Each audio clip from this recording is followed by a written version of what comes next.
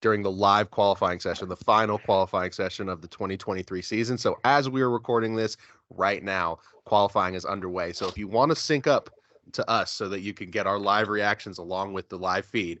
So me and RJ are now in Q1. So if you want to time it up, I'm going to tell you exactly what time we're at. So right now at 8:40 left in Q1, it's going to be right now. So that was 8:40. If you lined up at 8:40 on Q1, then you were going to be perfectly synced up with us.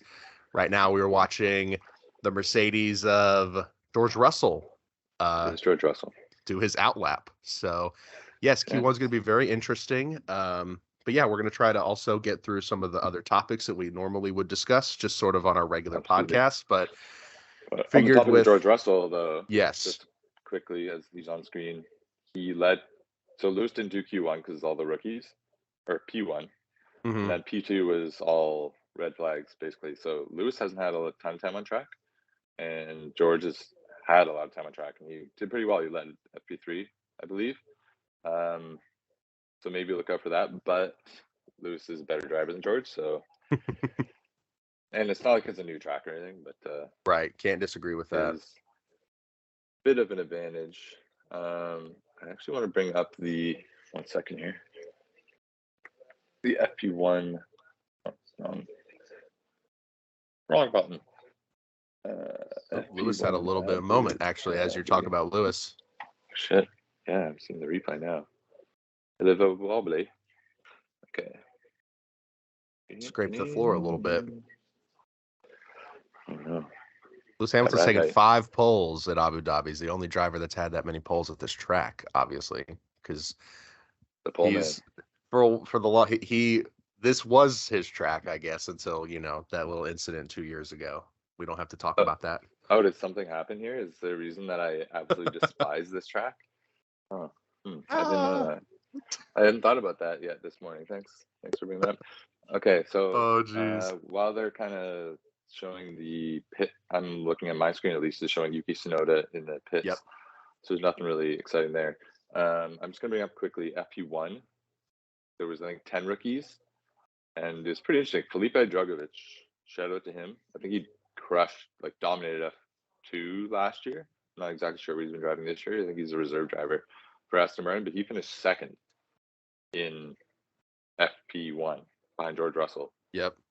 Ahead of Ricciardo, Bottas, Stroll, Piastri, Sainz, Gasly, pretty impressive. And there was a couple almost incidents, and one was fucking Logan Sargent. I saw that.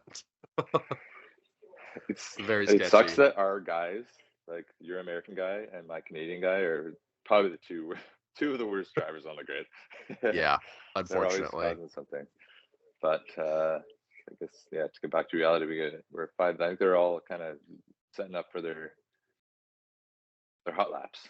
Gonna do out lap, hot lap, and hopefully my boys don't get eliminated.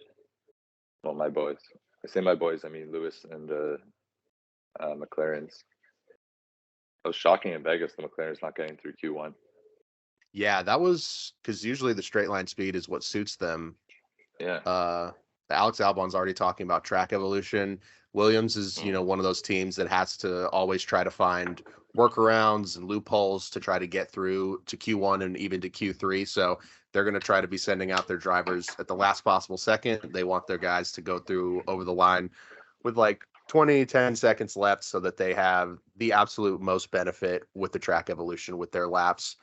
Alex Albon has made it to Q3 multiple times this year, and he's been doing pretty well so far in the practice sessions. Since these guys are about to start their laps, I'll just quickly run through. So FP3, George Russell, like you mentioned earlier, led FP3. He had the fastest lap time, followed by the 2 McLarens, and then Alex Albon, and then Leclerc, Verstappen. So, the regular front runners. But yeah, both McLarens are looking pretty speedy, at least in FP3. So we'll have to see. I know Max was complaining quite a bit about the balance of his Red Bull. So, and look at that. Logan Sargent sets purple sector 1, just like purple. That. There we go. Track evolution is one of the most interesting things that you can see watching really qualifying live. I love the tracks and the races that have strong track evolution, because it kind of comes down to whoever the last car out is. but then there'll be a guy that like Max will be like the 5th last car and still put up the best time or something. Yep. He just somehow manages to pull it out. Yeah. I from all indications, it does actually seem like Logan Sargent is going to come back next year. Look at, he's like a second up. Like, is that on? Oh, that's on Alonso. That's just to get out of Q1. I thought that was for first place. On purple. Max? Oh my God, yeah. I was like, how is he a second up? But yeah, it seems like they're going to retain him for next year, which I'm okay with because he didn't really have much, like, he didn't do like the classic route to F1. So, but it is the only like unconfirmed seat for next year. Still, and when you look at wild. Like Felipe Drugovich and all that, but there could be shakeups obviously with Checo and whatnot. Yeah, we'll talk a little bit more about the rookies during the break between Q1 and Q2 because Formula 2, there's a little bit of interesting drama happening on their series in Abu Dhabi right now. But Sainz won already, basically. He did, but he technically did, but he basically qualified 14th in the sprint and in the race, if I'm not mistaken. And the gentleman behind him, Vesti, put it on pole. So if Theo, is there a possibility? Yes, if Theo does not place and Vesti wins the race, he would win. He would win the championship. Still possible. Is that before the race tomorrow? I believe so. Yes. It's probably like 7. But I'm gonna have to get up and watch that. What's Verstappen saying? I'd be remiss if I didn't bring up what a little bitch Max was in practice session with the pits stuff. I know it's like within the rules, but like fucking relax, man.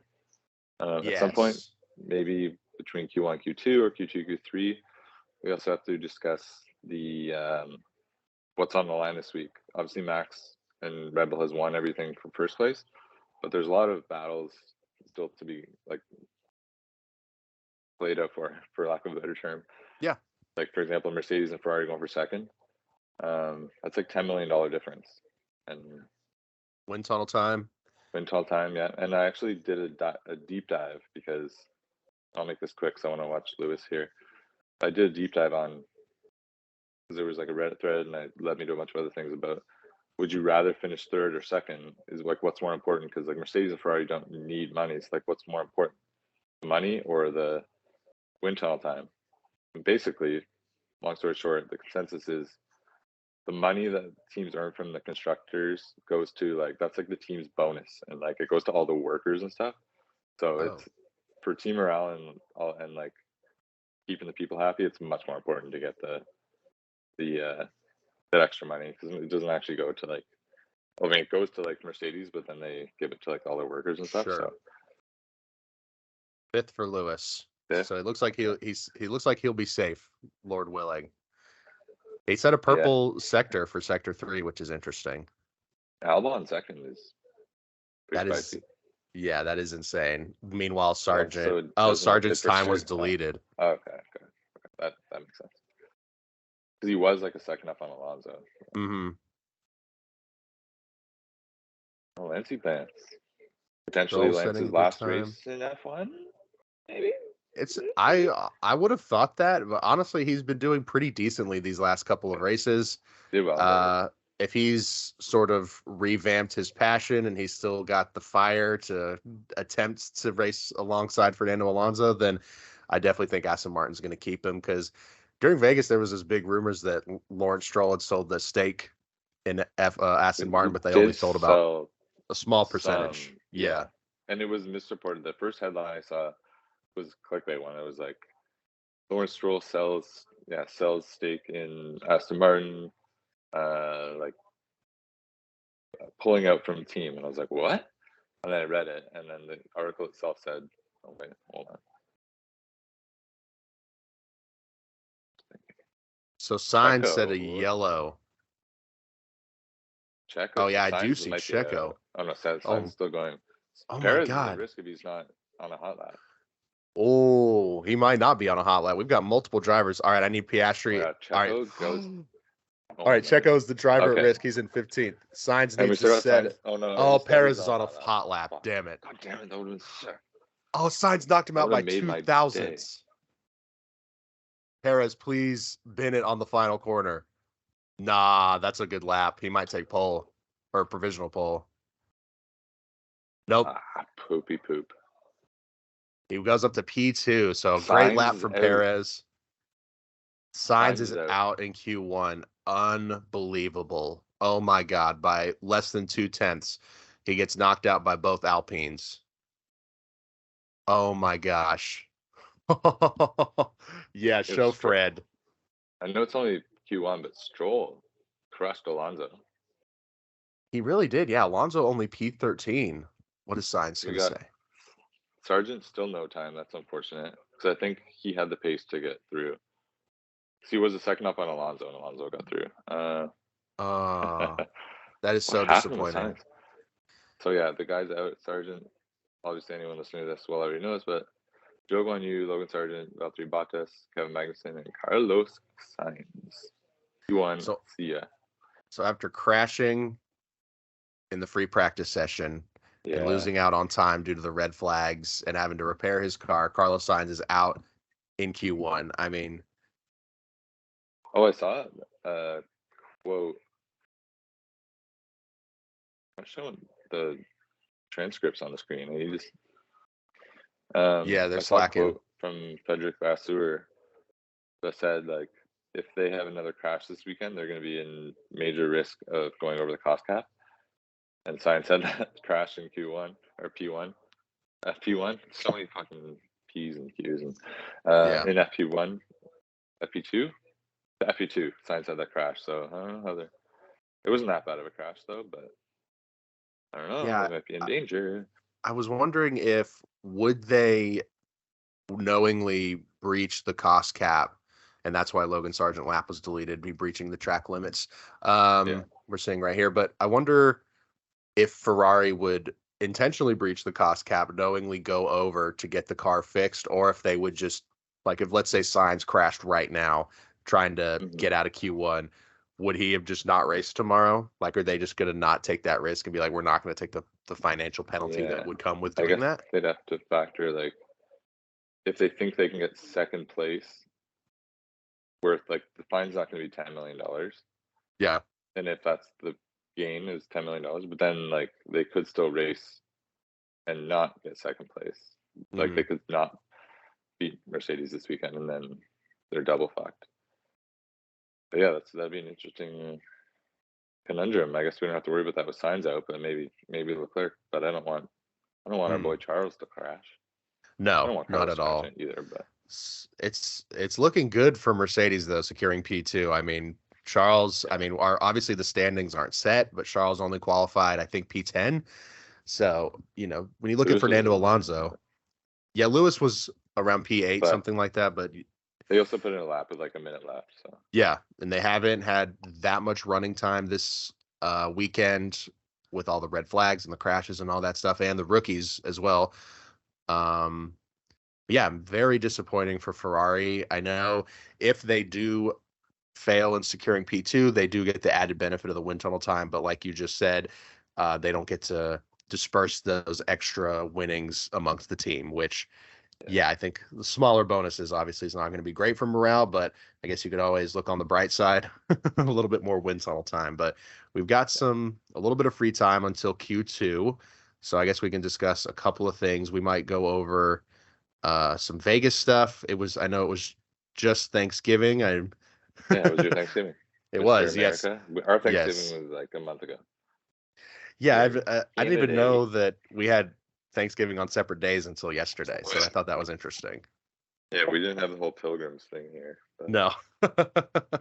Even we don't even that's honestly a little bit played out here. There's the whole little like turkey with the pilgrim hat thing. That's very early 2000s. I think everybody's kind of like, the connotations. 1800s or 1900s. I don't even know historically when that happened. Long time ago. Have that. But yeah, you guys do just like every holiday. Every holiday you guys do it bigger there. So except I've gotten a little bit annoyed. Every podcast I've listened to this week has been all like, "Oh, what's your favorite Thanksgiving food?" And we're like, "What's the best Thanksgiving side?" And like the first time, I'm like, "Oh yeah, what is it?" And then after hearing it 10 times, like, all right, I've heard enough about cranberry sauce and mashed potatoes and Mac and cheese. yeah. And then some people have weird shit. Oh yeah. I've heard enough about that, but no, it's good. And there's supposed to be good football games this year 'cause finally the Detroit Lions are good, but Hmm. all 3 football games on Thanksgiving were blowouts, and the game today was a blowout too. Disappointing, but Yeah, the only one I watched was the Cowboys versus Washington, and some of the people I was watching it with, they're not fans of Dallas just because of their division, so they were really hoping that Dallas wasn't going to take it. But it was just really interesting watching Dallas just absolutely dominate were they Giants fans or Washington. Eagles fans? They're Giants fans. Yeah, that's not good either. No, it's not. They're Honestly, like, it's hard to enjoy that team too. yeah, the only good team there. I mean, Dallas is pretty good this year. Eagles are obviously good. So real fast, I'm seeing an interesting graph. It looked like Signs was actually fastest on track for about half of the circuit, and the other driver who was fastest was Gasly. So I don't know if they were just showing a comparison between the two drivers in the elimination zone, or if that was True, maybe. overall. That's Sainz might have had a probably what they lap were doing. deleted or something. I don't know. Yeah. So Does Logan it tell me had what happened to 2 Logan? infractions and 2 Oh, lap times deleted. So he had 2 warnings and 2 laps deleted. So bad boy. he absolutely had no shot of getting out of Q1. He looked like he had set a couple of pretty decent laps, but yeah, he went over the line. So unfortunately, not going to be able to count. So before we jump back in to Q2, before they get started, do you have any final thoughts about the Vegas weekend that happened last time? Um, I mean, probably just the same thoughts that most real F1 fans would have is that we're rooting against it. Is that it was kind of a shit show for the first everything leading up to the race, but then the race was actually really good. Mm-hmm. Quite frankly, one of the best races of the year. And Max getting I mean, the only discussion I guess is the Max getting a 5-second penalty. I think maybe giving a switchback might have been better, but at the end of the day, maybe the 5-second penalty penalized him more. I don't know, but it gave a nice little wrinkle because like you knew Max was going to have to serve that penalty, and then there was like a chance that Charles was going to win that race, which was pretty exciting to watch as we start Q2 here. Yeah, no, I think at the end of the day, they've at least, by the fact that it was a good race, I think they've at least solidified for next year that it, just like Miami, where it's going to get better every year. But they've at least solidified that like it's worthy of having a race there. For Because sure. in the practice sessions, like with the whole drain situation, it was like, and we were very positive. We were like, we know it's going to be a bit of a show, but like it's going to go well. And it really was not looking good for the first while, but No. they pulled it together and the race was actually good. And even Max admitted at the end of the day that the track was fun. And Mm-hmm. I think they all kind of overreacted. Not all, Big because there was time. a lot of them that liked it. But yeah, I don't know. Do you have any last thoughts on Vegas?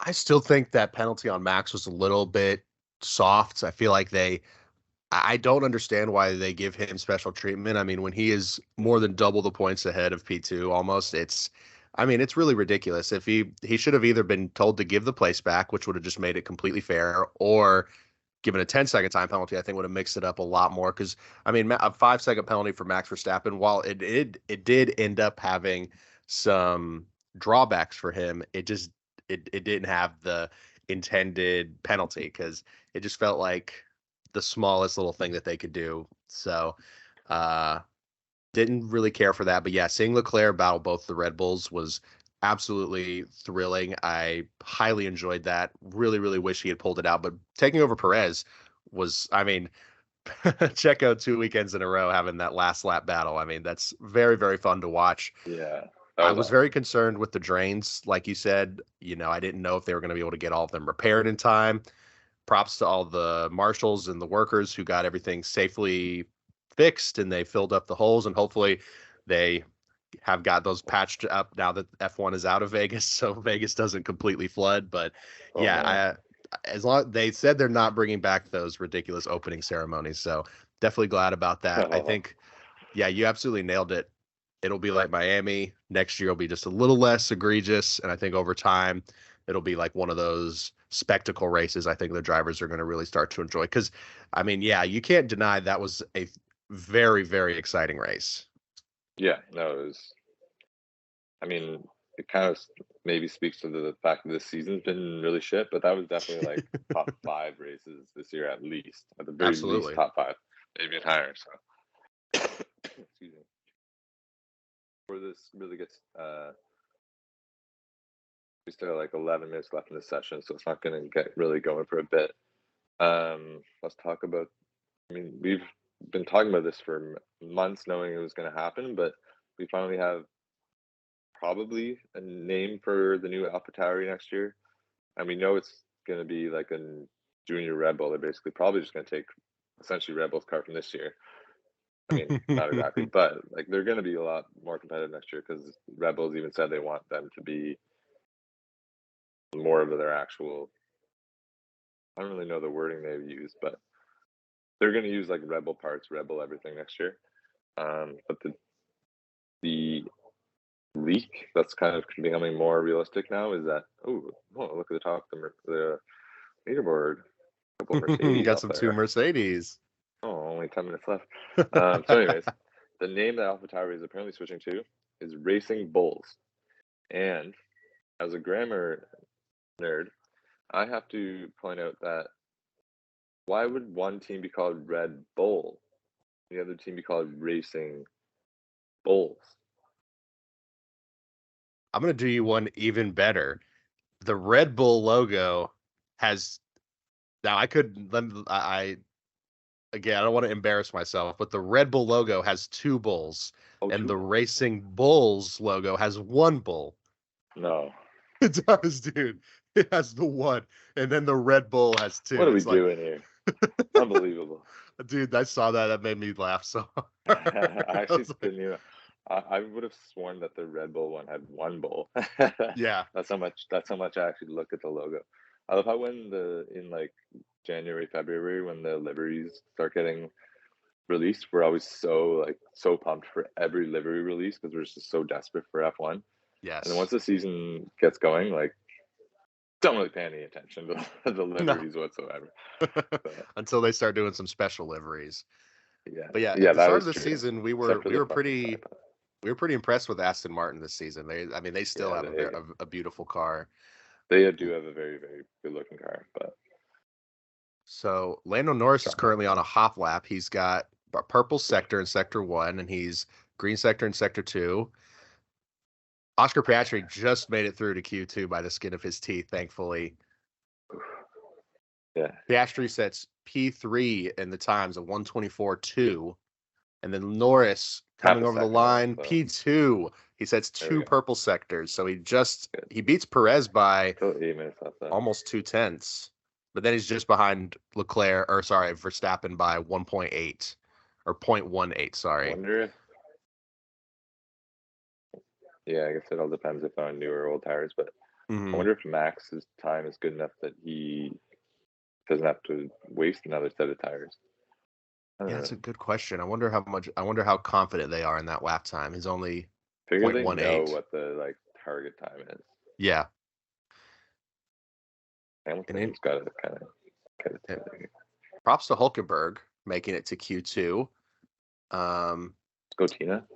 Also, yeah, props to Aston Martin having 2 female reserve and development drivers. We got Jessica Hawkins with her right there. Hawkins, like her time that was better than, was it Theo Porchera?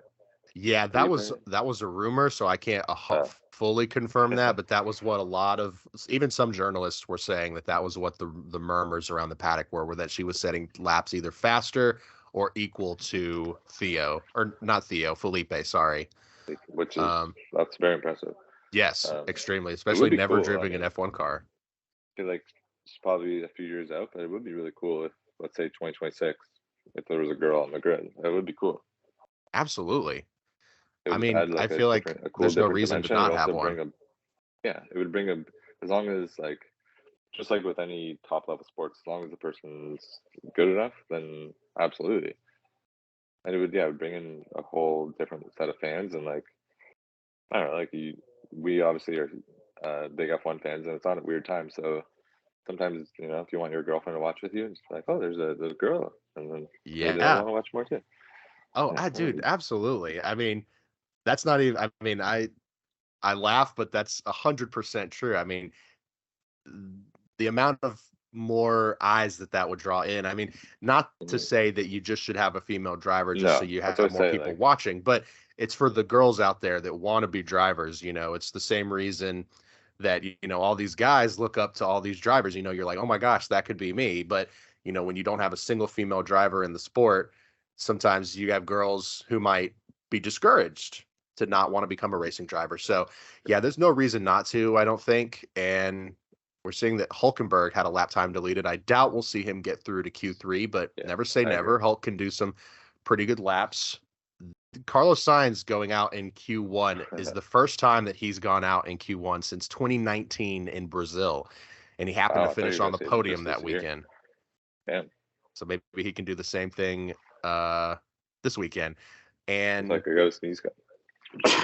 so since this is Another our one? last head-to-head qualifying of the season, bless you, It was a tough one. Sergio Yeah. Perez has only out-qualified Max Verstappen 2 times this season, and I believe Lance Stroll has only out-qualified Fernando Alonso 3 times. But once again, shout out to Alex Albon, who has the Yeah. highest speed That's on what I the was gonna speed say. traps. He has beaten his teammate Logan Sargent 22 times. Undefeated. Not Usually him. undefeated, the only driver who's done that. And Max has even lost out to Sergio 2 times this season. So really, really phenomenal job to Alex. I mean, even right now, he looks like he's setting a really, really nice lap. So he's just fully killed it this season. I think it's a really underrated driver move, Red Bull loaning him to Williams. I just think that was a really, really smart move altogether. It's giving Albon sort of a second life, I would say, in the sport where he potentially would have maybe not been able to come back. But yeah, it's just been really awesome to watch him race. No, I agree. He's definitely, if he wants to leave Williams in maybe not this upcoming year, but the year after, he will have a lot of options. I know that they were saying that the drivers like Porcher and Dragovic, and there's a couple others that are like worthy of F1, but there's just like no space really at the moment for next year. But it looks like in 2025 there will be some spots open. So, but yeah, just to put a bow on the females racing in F1 thing, I will give F1 credit. I know we kind of just got in the sport recently, so it doesn't seem as big of a deal to us, but now they do have like a legitimate like series for women, and they do seem to be actually actively promoting the idea of women in motorsport, which is strange to say because there's been successful women in pretty much every other level of motorsport except for F1. I shouldn't say every level of motorsport because I'm not knowledgeable in every level, but I'm thinking like even like Danica, she was successful in NASCAR and IndyCar. Absolutely. You get to F1. So yeah, I think that'd be amazing.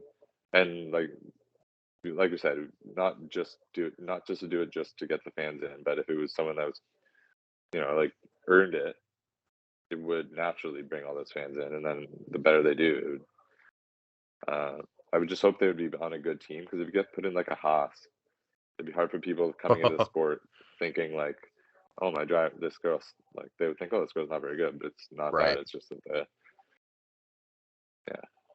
But some of my friends that like don't really like F1, or like not they dislike F1, they're just like not that into it. Sure. And then they like don't understand. They're like, oh, this one guy is, it's like it's never close. This guy's just so much better than everyone.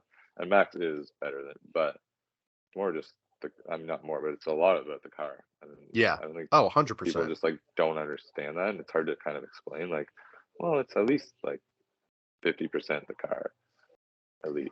Oh yeah, because Max has been on top form this season, but if he had been in the Alpine, he would not be leading the championship right now. That's just a fact, So Red Bull happened to have one of, if not the arguably the most talented driver this season and the most dominant car. I mean, you just have to look at the context, because I've had people say the exact same thing to me, like, oh, that Verstappen guy, he won it, months ago. It's like, yeah, but there's a whole lot of other battles to watch. And I tell you, I the do fact that like Perez the is live second place commentary. in the championship. I do like it too. Yeah. Actually flowing. Yeah, I'm gonna shut up in a second. There's a minute left, but the fact that Perez is finishing second in the standings kind of says everything you need to know because he's had a terrible year and he's still second. Like, yes. Oh yeah, terrible. A completely terrible year. but he's won a few races. Like that car is so good. All right, who's in the danger zone? Oh no. Yeah, right now 13th, Lewis Hamilton 14th. is in the danger zone with both Aston Martins, Yuki Tsunoda, and I think he Esteban probably saved a Ocon. set of tires from Q1. That's why he did such an early lap. I'm hoping. He's got to That's be the on only another downside flyer. of the live commentary is not hearing everything the commentators are saying. I know I can't get Crofty and Brundle's insight. I know. I need to know what tires. Oh, there he is. Okay, so he's got Right, two green sectors, so as long as he can pull out a decent sector 3, he should be able to make it into Q3. Russell also low. We need to see Danny Rick and both the Mercedes pull out some decent laps right now. So Alonso P6 crosses the line. Lewis Hamilton hitting the final corner. Is he going to make it? He's only P10. Will George Russell knock him out of qualifying? No. Oh, shit. How? Just like that. Oh, no. Damn, that is... I know, at least you got your girl there to make you feel better. I mean, that is... Oh, that's so disappointing, man. He's looking at me like I'm a psychopath right now. Sorry, I tried to muffle it. Ah, man. I've got to hear this. Oh, I mean, I'm gutted for Lewis. That is, I mean, just terrible luck. Probably bad timing. They might have set him out on old softs. Oh, she's like, I'm sorry. Oh, you know who's gonna be upset? Oma's She's a little Lewis fan. Damn, less than a tenth by Piastri. Yeah, wow. 0.0. Hulkenberg makes it to Q3. So, okay, so now that the dust has settled, Hamilton, Ocon, Stroll, Albon, and Ricciardo out in Q2. That's unbelievable. Now, Ocon and Stroll still haven't... Okay, Stroll's in the pits. Ocon still hasn't crossed the line. I don't think he's on another flyer, no. It's over, though, yeah. That's it. Oh, my God. Holy Yeah, only Hamilton just barely got beat. Fuck. Well, I gotta go and take my AirPods out so you don't have to hear it. You can filibuster for a minute. I got you. Oh, my gosh. Yeah, I take no joy in seeing Lewis go out in Q2. I love Lewis. I might not be the biggest Mercedes guy, but I'm a big Lewis Hamilton fan. Man, yeah, that is just so unfortunate. But I mean, I'm honestly more shocked that George set a great time. Like he's up there in the top 5 right now, which is really shocking to me. I don't know if that had to do with his confidence, if he was able to get more laps in, or if Lewis just was having kind of a bad weekend. I know they're both, maybe more so Lewis, but I know they're both very excited to be done with this car and to move on to the W16, the W4. I don't know. I'm not 100% sure about that, to be completely honest. But, yeah, that's just very sad for Lewis. So if you're watching right now, we're currently in the commercial break between Q2 and Q3. Lewis Hamilton was just knocked out of Q2, so he will qualify 11th on the grid for the race tomorrow morning in Abu Dhabi. Wow. I mean, that's really unbelievable. We had, Nico Hulkenberg. I had it right. I was almost going to say Kevin Magnussen, but Nico Hulkenberg makes it through to Q3. Very surprising. I mean, I know Nico has pretty much been, for the most part, leaps and bounds faster than Kevin Magnussen. As much as I love K-Mag, he just qualifies so much better. He has made a lot of really, really outstanding efforts to get into Q3, and he's done that multiple times. I mean, he gets out of Q. I mean, he's getting these decent results for Haas. It's just unfortunate for them that they're not able to usually translate that into points, because for whatever reason, the Haas just absolutely destroys tires. It eats them away. And yeah, they just can never find any pace in the race, and they always end up dropping back, which is a little bit disappointing. But yeah, Q3 should be starting up here soon. Me and RJ are watching the Sky Sports feed, I believe, if you want to. Oh, Lewis Hamilton. There's something not right with this car, mate. This was his radio message. So clearly his car, something's wrong. I mean, I think that's been the case this whole season, to be honest. But yeah, Mercedes, you have got to get it together, you guys. I mean, next season, you guys need to completely. So we're watching Lewis go through on turn 13, turn 14. He's coming around one of the final chicanes. Lots of traffic. So that's another thing that people don't realize is that they're constantly having to fight traffic, having to weave through 2 or 3 drivers who are trying to get maybe a final lap in. And yeah, he had a little bit of understeer going into turn 13. Yeah, that just does not look like the car is turning how he needs it to. Just looks like it's a little bit heavy. Obviously not the type of driving that Lewis is used to. RJ's back.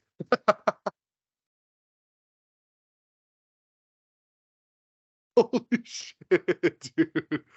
Oh my God. This is Reggie. RJ's left the building. This is now Reggie. I'm an impartial F1 fan. Holy shit. So I don't know if you can see the graph they're showing right now, but Russell on full throttle is Lewis is looking pretty tall. Let's go, Lewis. 1/10 faster. Hey, he's looking taller than the guy beside him. Let's go, Lewis. He is.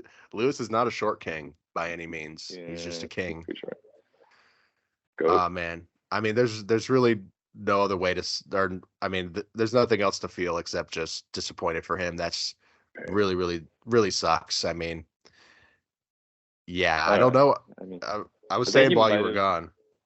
Oh, go ahead. I'm curious what I was saying. He's probably experienced slightly worse pain at this track before, but that still gotta hurt. No, you got an excellent point. I'm sure he just. I mean, at this point, if I was him, I would fucking hate coming here now. I mean, no good memories at this point. But Lewis said that there was something. There was some. Oh, I was just saying that Lewis was complaining that something was wrong with the car.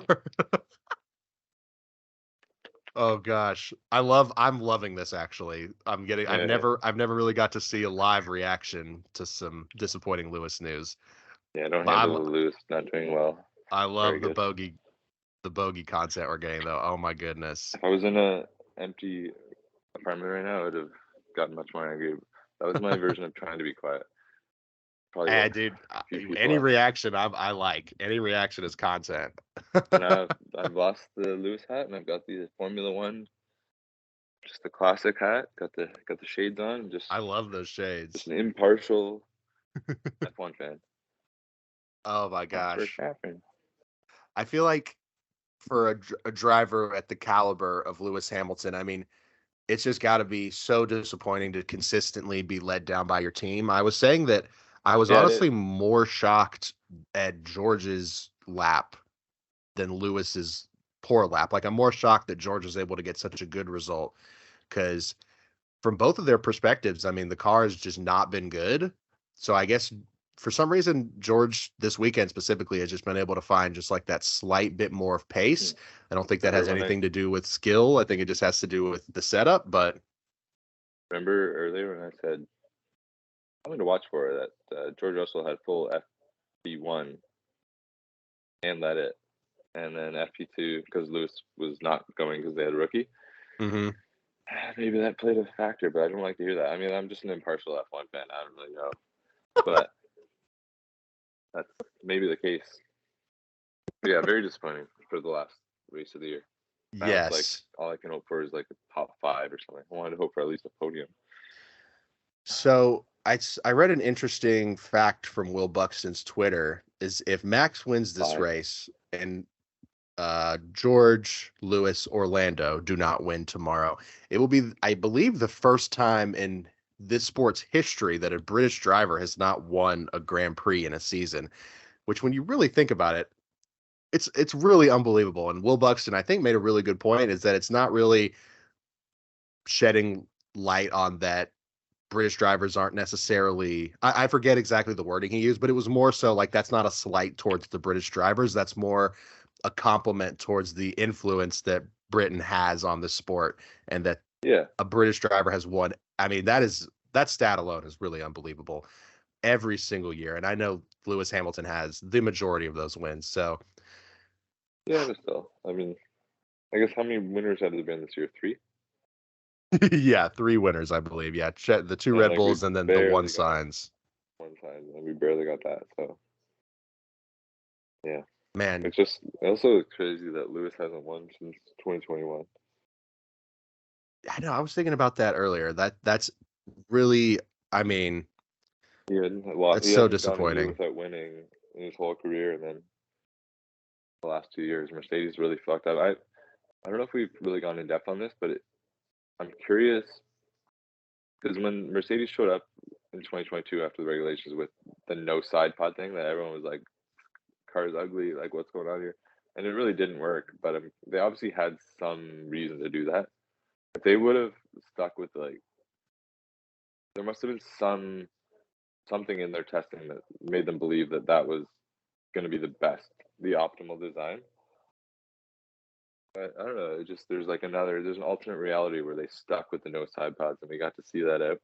And don't get me wrong, I was very happy to see the no side pods go because they were a disaster. Hmm. But I'm curious that they really took a huge risk with that in hindsight. Like Yeah, that and one it's episode of Drive to backfired. Survive when they're all like going down the pit lane and looking at the cars, and everyone's like, Mercedes is so ugly. Seb is like, "Hey, who decided this?" And George literally says, "Hey, I didn't design it. I don't know. Yeah, I like just as long as it's fast." and they also Ah, like they went to the silver, which I was in favor of until I saw it. The black from the Mercedes is just way better. it I looks know so they're like the nice. silver arrows or whatever, but the black looks way better. I don't know. This might just be. I feel like I'll upset a lot of Mercedes fans, but I don't know. To me, Lewis and George as teammates just they don't embody the silver arrows. Like Lewis and No, Bottas to me, those were the silver arrows. Like there was I just agree. something about it. Those two guys, it felt right. I can't even fully explain it, but it just felt right. I agree. Um, There's not like much of a team aspect now. It doesn't feel like no. Yeah, Mercedes has been, I mean, completely off form from 2021 and uh preceding that. 23. Yeah, I think you nailed it. like That off the the ball. going with the no pod design, I think really hindered them, and they've just been Yeah, crawling and slogging, just trying to get back to any sort of position to huge where they can error. fight In hindsight, like what a huge error. big Think about time. that. Like, And it could um, potentially screw them over until the next year's regulations, which I hope not. I mean, if Lewis Hamilton doesn't win a race next season, I think he might leave this team, but I we so don't that. know. Yeah, it's crazy. Very disappointing though. I mean, so okay, real fast. If you're still watching, we're in Q3.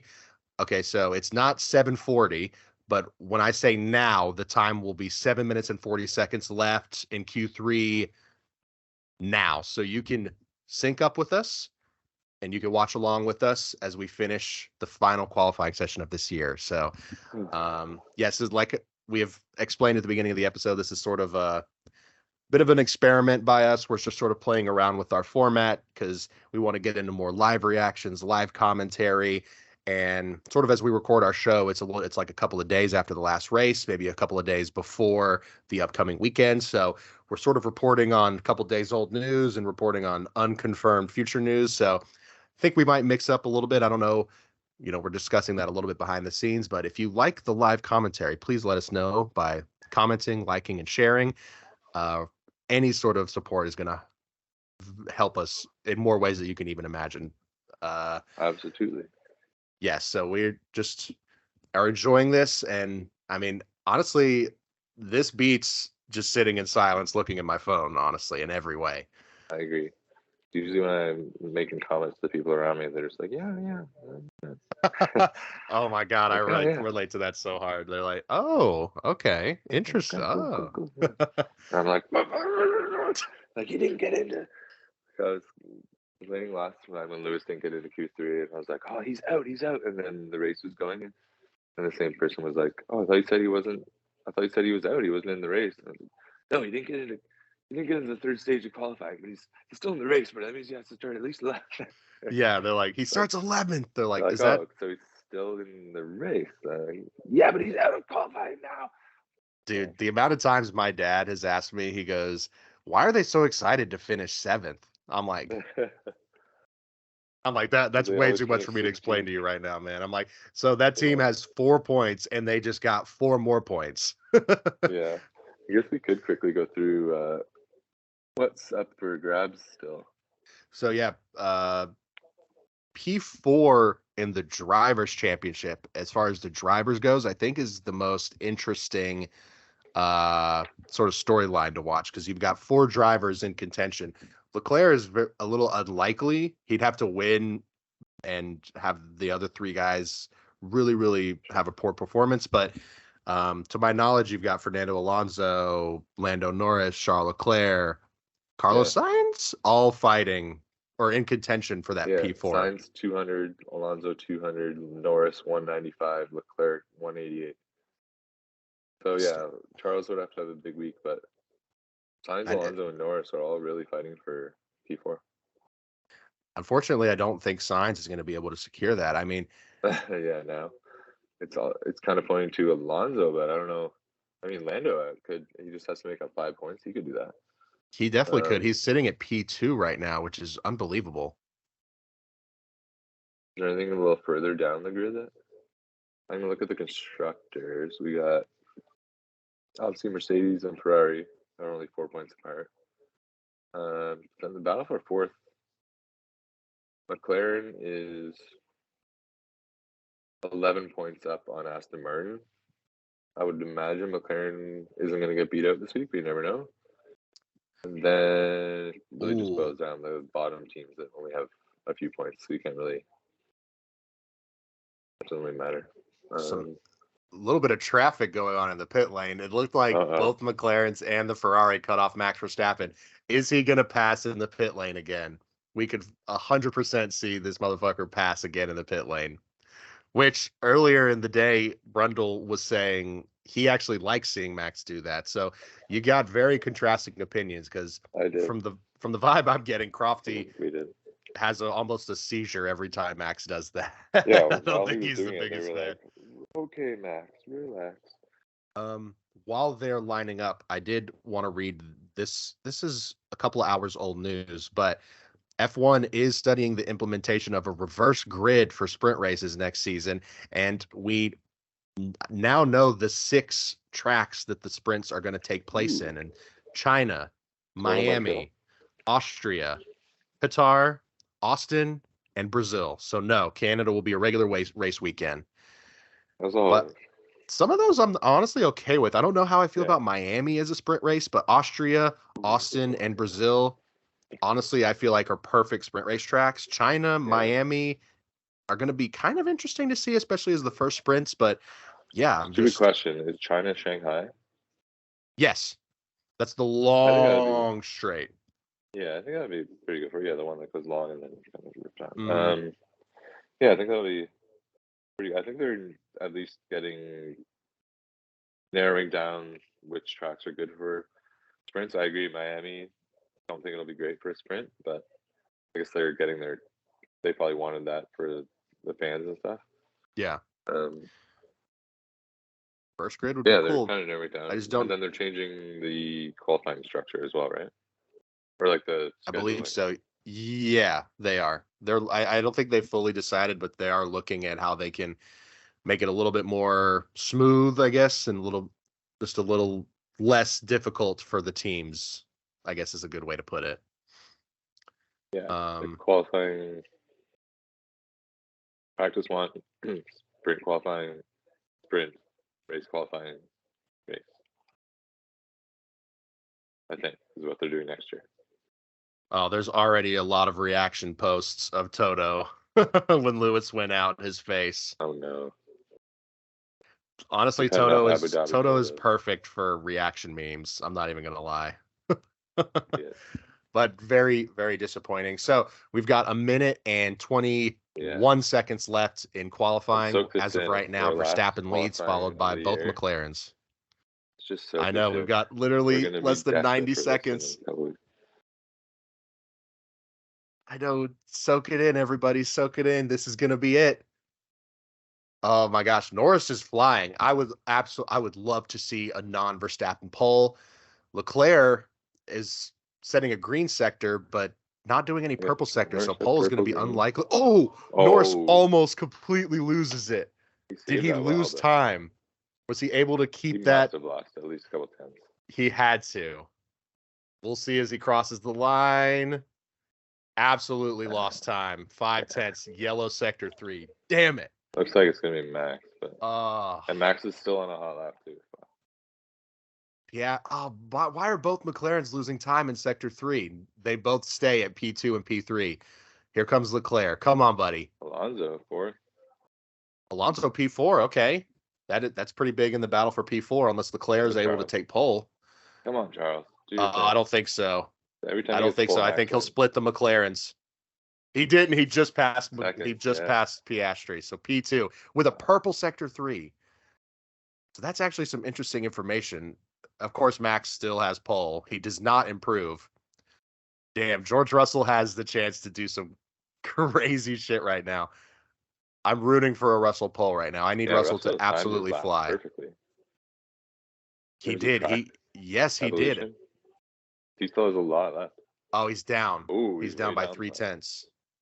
So he probably isn't going to take pole, but it's very possible he could. Now Perez 9th. Come on, he can do better. He's going to end up a little bit higher than that, but he's not going to. Sergio Perez, P5, and then our final lap, I believe our last flying lap, is George Russell.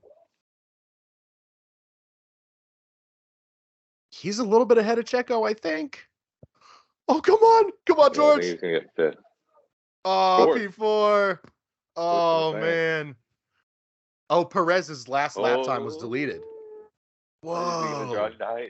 Perez 9th. Perez P9. Right in Lewis's sights.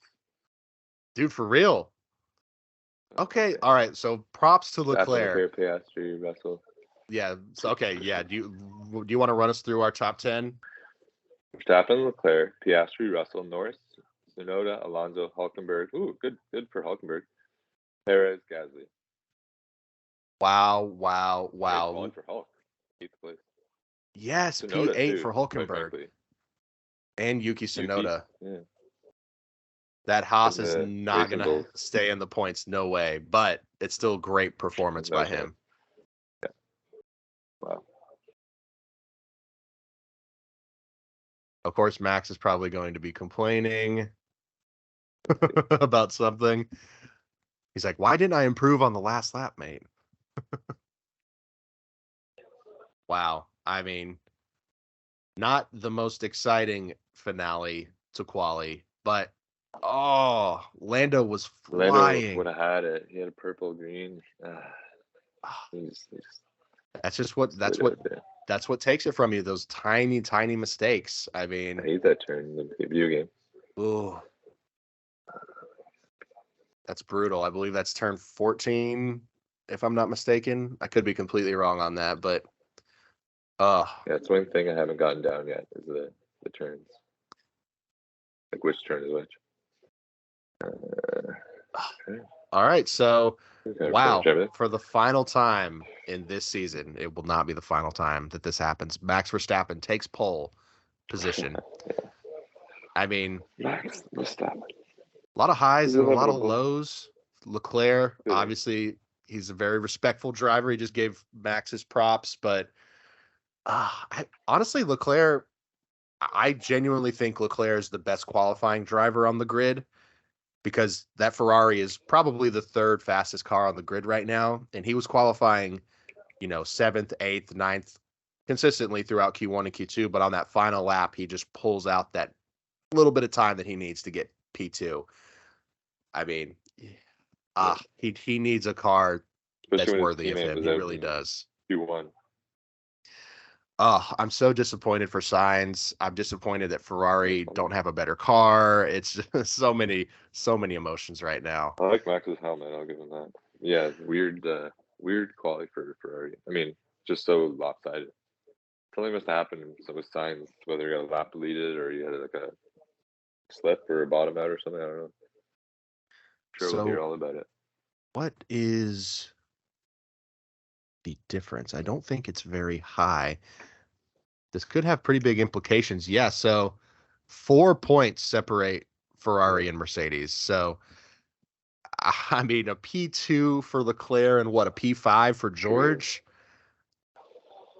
Yeah, so I would say so that'd be 18 points if he gets P2. So Mercedes just has to get 14 points between George and Lewis. So yeah, if George can maybe gain a place and Lewis can make it into the points, which I have no doubt he'll be able to do that, then Ferrari should really still have P3. But I mean, it's not going to go either way. I mean, it's still completely up in the air. Props to Oscar Piastri, P3 though. I mean, passing his teammate. I know Lando sort of binned the end of that final lap, but something interesting I noticed. So both McLarens lost time in sector 3, and so did Max. So that means that both of those cars are better for the long straights and they're faster just as far as their straight line speed goes. But the Ferraris were improving, or at least Leclerc was improving in sector 3. So the Ferraris are probably better in high speed corners and don't have that much straight line speed. Yeah, but at the same time, I don't know, because the Ferrari was pretty quick and speedy in Vegas. So I have no idea. Yeah, I think there's sector 3 gonna go around. There is some like kind of low speed. Yeah, like I'd say they're better in like more downforce, and then Red Bull's got more top speed, maybe. Wow.